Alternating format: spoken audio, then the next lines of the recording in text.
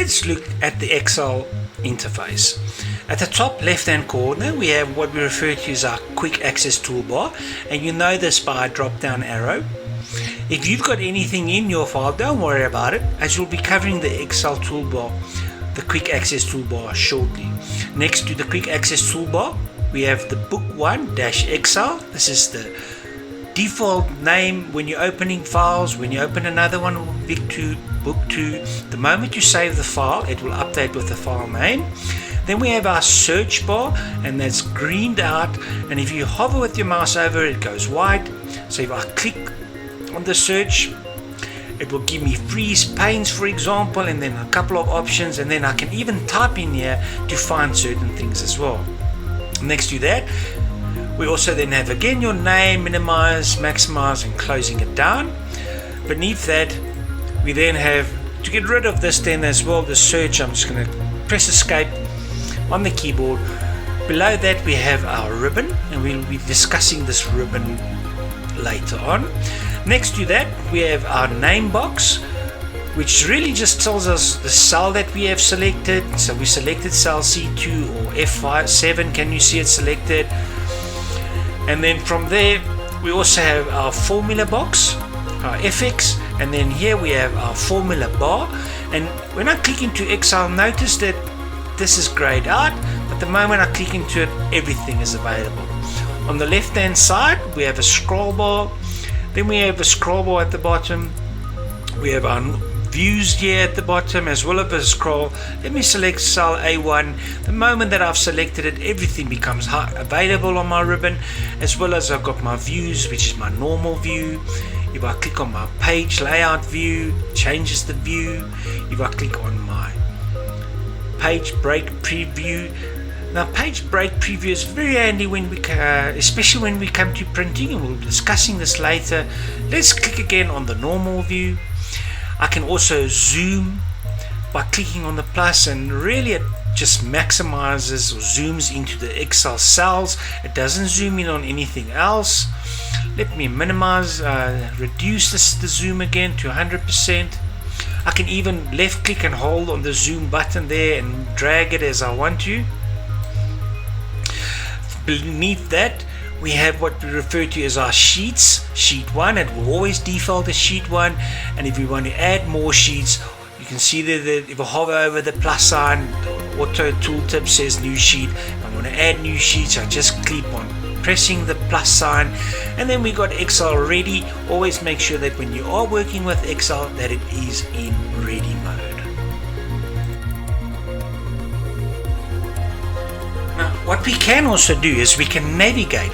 You see at the top here we got A, B, C, D, E, F, and all the way down. So this is really just column A, column B, column C, and then on the left we got 1, 2, 3, 4 all the way down, and that is the rows. So Excel is a combination of columns as well as rows, and all these blocks within Excel is commonly referred to as the Excel grid, the cells. So look at it as a grid. So if I select in column A1, can you see that column A has grayed, and then A is green, and then the row is also grayed, and that is also green.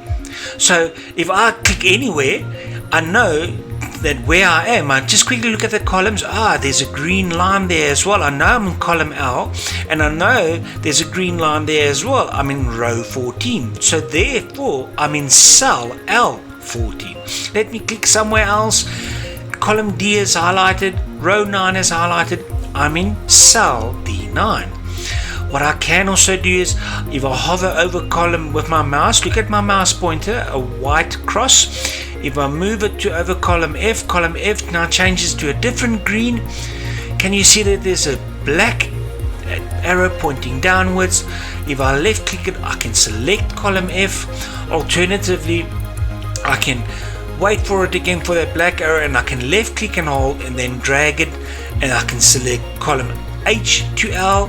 Alternatively, I can select column C and then press Control and keep and press and hold it down on your keyboard and then move to column F, select column F and G, and now I've selected multiple columns.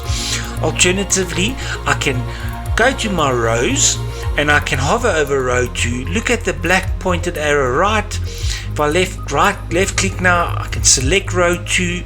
Alternatively, if I over row 4, look at the black arrow, if I press and hold my left click all the way down, I can select multiple rows. Alternatively, let me select row 3 again, press and hold Control 3, I can select row 9, or if I go back and select row 3, I can select row 9 and even a selection of other rows. Now let's take this further. I can even select row 3, select row 10 to 13, select column C, select column F and H. I can even go and select a cell in as well. Can you see how many things I have selected? From there, if I go back into hover over cell A1, left click, I can select one cell. Alternatively, if I press and hold my mouse key, I can select a range of cells.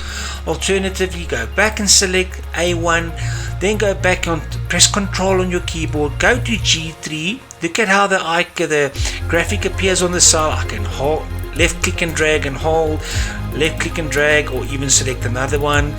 Select this column, select another column, select a couple of rows, select another row. Play with this, as this will make it so much easier for you when you start using Excel and how to navigate the Excel grid.